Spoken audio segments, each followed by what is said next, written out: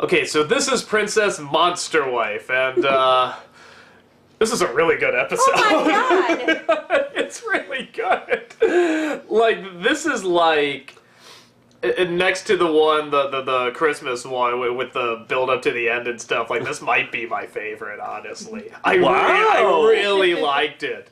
I think this. Well, we'll go over the story real fast. This is Ice King is going, and he's literally taking his favorite parts from each princess that he likes, and, you know, which makes no sense compared to the last ones where it's like people could die and stuff, and now it's like, no, you can just steal parts from them and they're fine. Kind of semi-gruesome, but I guess since they don't show the blood, I guess it's okay. Weird, you know. Well, the first time when I see Lumpy Space Princess, when they're all standing outside of Finn and Jake's, and she's got the 2 bags of ice. First, it's from a distance, and I'm like, oh my god, is that her guts? Like, that's what I thought too. Yeah, but even like with bubblegum, like her tongue hanging out, I'm like, this is kind of gruesome. But I get they always walk that line, and I get somehow they get away with it. But it's cool, so I don't mind. And it turns out it was the Ice King. What the Ice King forgets or doesn't realize they're talking about that. Oh, you mean these parts I stole? Oh yeah, that was me.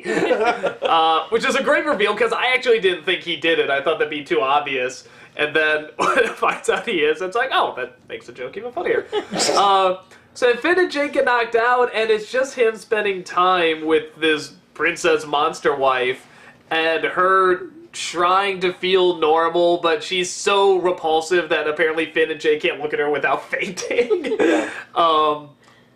And they've seen some nasty looking creatures too, so I think that makes it pretty funny. But it's just the Ice King spending time with her and trying to convince her that she's normal. I love it when they sit and they watch the TV of the normal people doing nothing.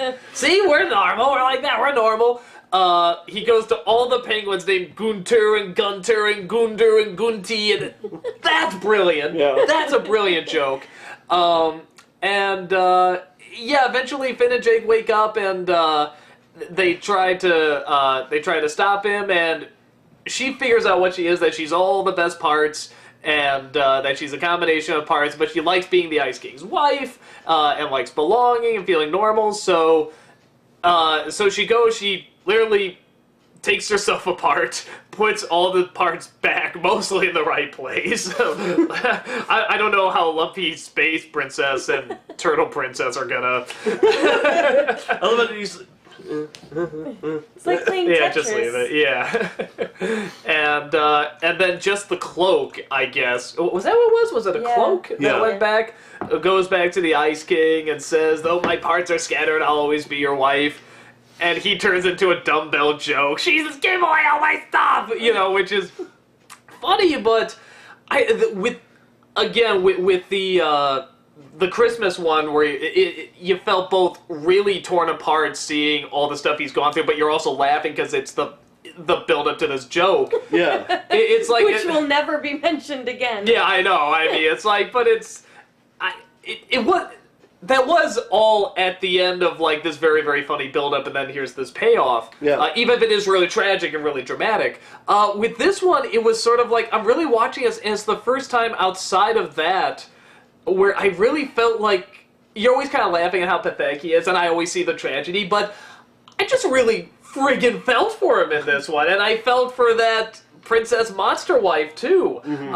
And I love, the animation is great, so many good... things that I love the hot dog princess at the beginning. I must hug you, climbing up him, and he pushes her down. I mean, you feel the struggle of her trying to climb up. I love those. I don't know, those ice buffalo or whatever that you could see the organs inside of. I love that you see the cat that Gunter laid still there. I just legitimately felt for the two of them. Even though it's all the voices of the other princesses, it somehow formed this identity, and I dug it up. I thought it was great. It was very Frankenstein, obviously, but it was, it sort of took it kind of to a different level. Like I said, having it be sort of different people and having the parts scatter at the end, and how does that form a consciousness? I don't know, but you can just kind of get away with it. I loved it. I thought it was really great. So that's enough of me talking. he doesn't shut up, does he? Go ahead! Or do you want me to? I did love this so much. So much. And in a way, like, hearing you react when we were watching and you're like, oh my god, I really feel bad for him. It's like, vindication, I've been telling you sons of bitches. Well, this no, hold whole on. It's not that I didn't feel bad for him. It's that I'm always kind of laughing with it too. It's like, I feel bad, but it's also funny. And even though there's funny moments, it's like, I'm legitimately like, oh geez, like it's like my heart really goes out to this guy because he's like, for the first time he's genuinely happy and content. He prepared all this stuff for her, and he does want to help someone. He just wants to sort of do it his way, and he wants to feel needed. Yes, you know? It's just nice, like I said, because that's just kind of how I felt about him from the first like couple episodes in season 1. I was like, I get it, and it was like, well, everybody thinks he's a joke, and he's a bumbling fool, and it was nice. This was an episode where it's like, okay, now you see where I'm coming from, now you see why I love him so much. It was really sweet, and, I mean, he's just so sweet. I love the scene where they're doing the dishes. He's like, and you dry, you wash, and I'll dry, and this is how we do. We take our turns, and then tomorrow you'll do this, and we'll switch off, and just like it was like this dirty pan. No, like, you let it soak. I'll show you a trick. It's real neat. I mean, it's like so sweet. Well, and the way sweet. The way he Tom Kenny. Yeah, Tom Kenny. The way he acts in this, I mean, especially, it's like, it is kind of funny, but like when he's really saying like these legitimate heartfelt things to her, it's like, you buy it. You totally buy it. You do. And I think all these actors do such a good job finding that sort of balance between what's really funny and really kind of heartbreaking and dramatic. Yeah. And in this one, like I said, I mean, Ice King to me, again, with the exception of the Christmas episode, where I think it was sort of like an extreme half and half, and that was more just the placement of it, of that reveal.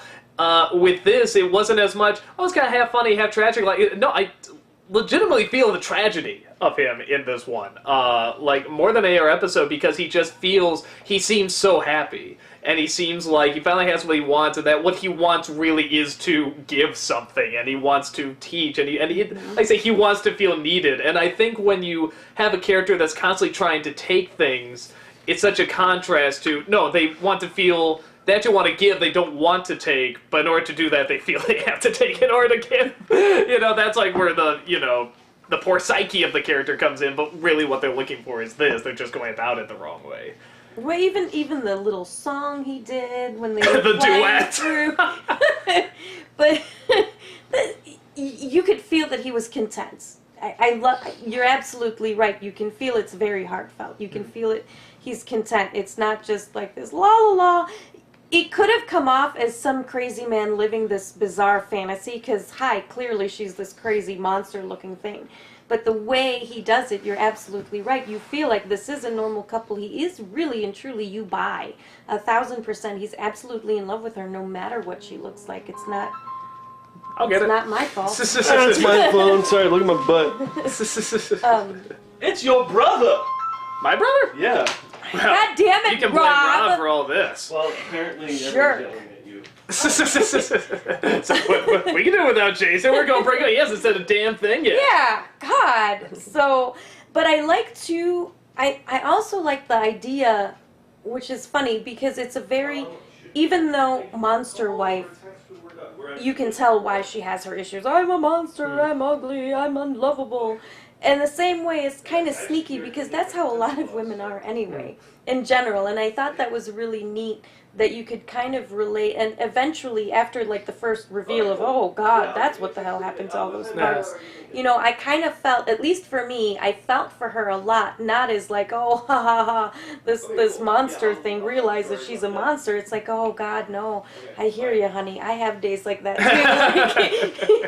It's this idea of every woman feels that way. They may not look like that monster, but they feel like that monster. And when he's, and then Ice King says to her, like, no, no, you're beautiful. I love you the way you are. And it's like, oh my gosh, it's just a whole nother level of really great sweetness. You know, he made her do the little fashion show or whatever. And I looked at Jason and I'm like, you would absolutely do something stupid like that for me. Just to make me feel better. That's just, you know. Yeah, that's why you got that runway near the edge of the door. Yeah. Weird. I thought it was for you. No. I do want to rock down like this, but yeah. No. But Not no, allowed. it's and the other thing I like too is that you sort of think to yourself, oh, well, he always wants like just the hot looking thing or whatever. I mean, I don't even know how many of them are of age or whatever, but he wants like he wants the prize, the trophy prize and stuff like that. And here, I mean, here's something that's just clearly doesn't look good. I mean, like I said, Finn and Jake pass out looking at her, but he doesn't care. It's everything that like.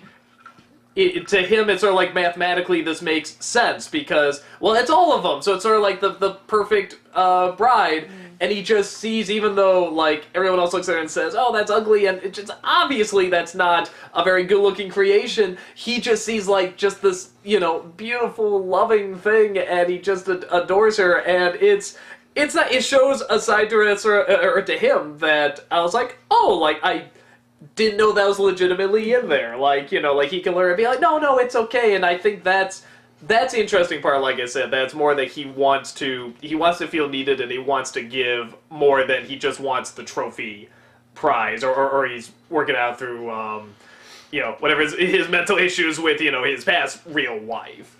That doesn't have to be a knockout. It can just be someone that needs him. So... what do you have to say? So in other words, he's not looking for love, he's just looking for someone that needs him. No. Someone to lord over what he can do for them. No, he needs companionship. I'm kind of saying. Someone. See? No, he See? needs. Kind of. No, he needs companionship. Someone who needs him as much as he needs them. Okay, let me put it this way.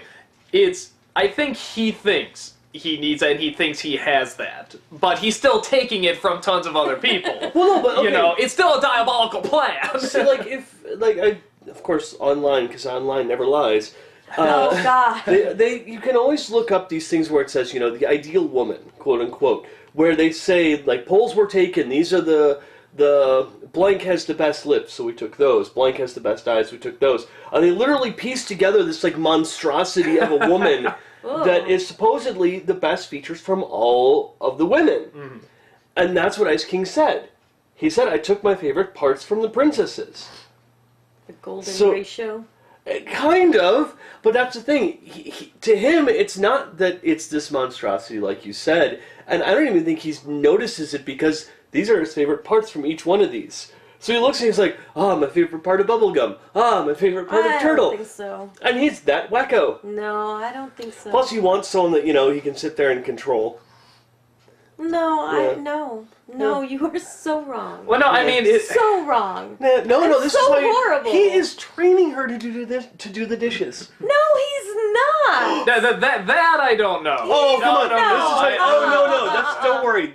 We'll let that soak. You'll learn that later. No. Yeah. You are Okay, let's put it this wrong. way. If he was training her just to be like his, subordinate or whatever and stuff, why would he take her to fly through the caverns and play the duet and stuff like that? Why would he get teary-eyed? Okay, let me put it this way. Abusive husbands, do they start out abusive? No, they have the trick of luring in the women, being nice and everything. They get married, and then boom, all of a sudden they start changing.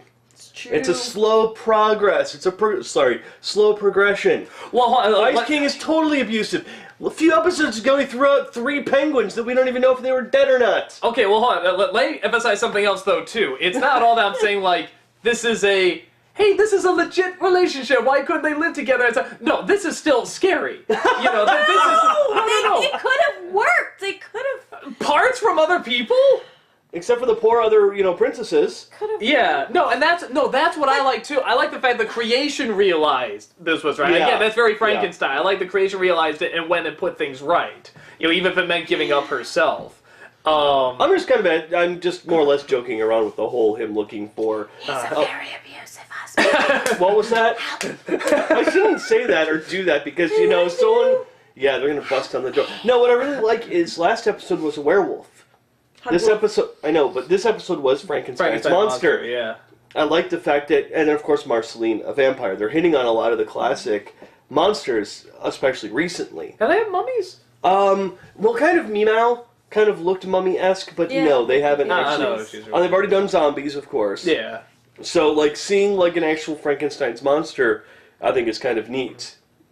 Well, and I like that this is the one that they had, I mean, because technically you could do the same kind of setup for the story with the Ice King getting to know another princess or something like that, with just some other princess they made up or something, but I like the idea this is the one where he took all the parts. It's a different creation. And that's one he legitimately has, like, a real relationship with. You know why, though? Because it had Slime Princess's bum. That's what made it all come together. I like how I formed a butt while saying that, too. Slime Princess has a... Yep. Yeah. You contribute so much to this one. I had to walk away because you're your darn brother. You can still talk now. All you've said is like, yeah, he's a jerk and Slime Princess's butt. No, I mean, this thing has gone on for who knows how long. It's probably longer than the episode. Fair enough.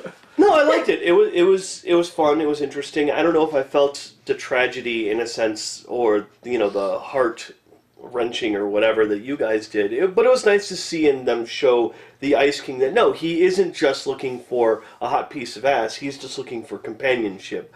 He has it in his penguins, but it's not enough. He wants someone that is female, that he can actually talk to and he can learn with and teach. Mm-hmm. It was nice. And, I mean, I remember when, first time I saw it, he was throwing the pictures underneath. And he's like, no, look. And he's like, I took this from this and, that.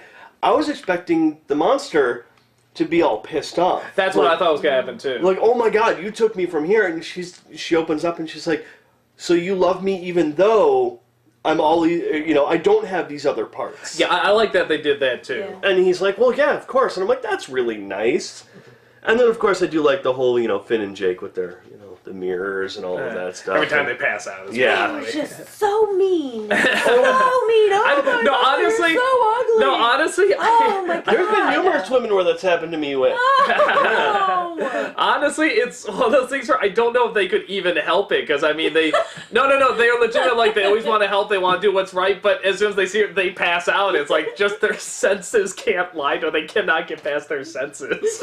Which I sort of like, because they're not necessarily being, like, mean. They're not saying anything. It's just literally they can't stand looking at her and they pass out. Actually, which just makes it funnier. What I really enjoyed is that this is not a Finn and Jake episode. Yeah. I like that too. They do not save the day. There's almost nothing that they do.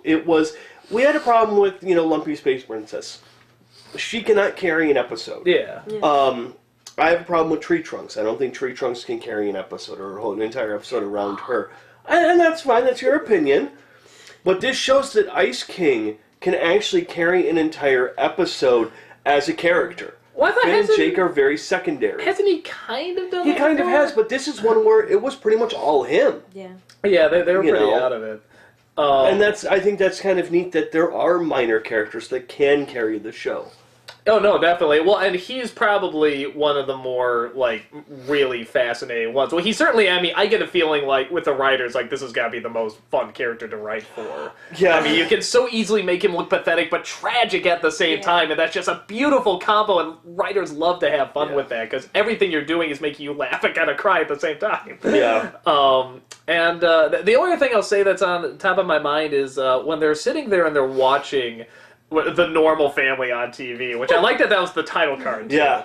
And they're just doing nothing, and they're just sitting on the couch, but they look normal. And see, we're normal like that, and it just reminds, like, when I was younger, and, like, I think everybody goes through, especially through school and stuff like that, you go through, it's like, oh, do I fit in? Am I this level popularity or this level popularity, somewhere in between, and where am I, and stuff like that. And a lot of times I think we do kind of look to, like, especially if you're younger, you look to the media to say, tell me what's popular, tell me what's normal, tell me how I can fit in. And I don't know. That scenario just showed sort of the nonsense that it is. That it's like, why would you want to be what's on TV? That'd be like everything else, and it's normal. It doesn't stand out. You know, what makes you unique is what makes you unique. Why would you want to be normal like everyone else? Yeah. You know, if other people can't see it, that's their problem. You know, and that's sort of what I like that the Ice King was doing with her too. So it's, I liked it. I thought. A lot of good stuff in there, a lot of good elements, good animation, good writing, good commentary, like, on a lot of different areas. I mean, I loved it. I thought it was just great. Speaking of the old TV shows, one thing I remember is being younger and, of course, trying to compare this, that, and the other thing to it. And then one day it hit me, it's like, no one has a bedroom that big. If you look at the bedrooms in all of the TV shows, the bedrooms are the size of our living room, if not bigger. Well, they're studio sets and stuff, like, they're huge! And then it hit me, it's like, no one, out of all of my friends that I've ever hung out with, no one has a bedroom that big. Okay, I have just found that line between reality and fantasy. The size of the bedrooms. That was really where it hit me. And, you know, everything else, nice size living room and all that stuff, yeah, but, like, bedrooms where, like, they can have literally a concert in their bedroom. I'm like, I don't know anyone that can do that, you know? So, that was me. It's a nice feeling when you wake up and it's like, oh, like, this doesn't matter. Yeah. Mm-hmm. You know, I was trying so hard to be like this on TV. It's like, oh, that doesn't matter. In fact, as I get older, this makes you really boring and uninteresting. Yeah. The stuff that makes me really friggin' weird is what makes me interesting and fun and different. And people are like, very true. Yeah, it's like, I'll remember you. I won't remember gigantic bedroom kid or like whatever that's like. Bedroom kid. That's Jesse. But like, you know, it's like all these kids you were trying to be like you'll usually forget years later. Yeah. You know, that's what's so funny. It's like the ones you do remember are the oddballs and the weirdos and the ones that weren't doing what everyone else was doing. So, So, screw society? Yeah. Fight the power? Always. Bring down TV? Don't watch TV, anyone. Just I watch don't think these anyone videos. I'm fine with that. See, there you go. Bring up our popularity. This whole video was just a plan to get you to stop watching TV and watch nothing but us. Yes. This is working. Help me. I think you need a hug. Why are you hugging my wife? I'm sorry, get you a nudge. Oh, okay, that's fine. Ooh, boobies. Hey!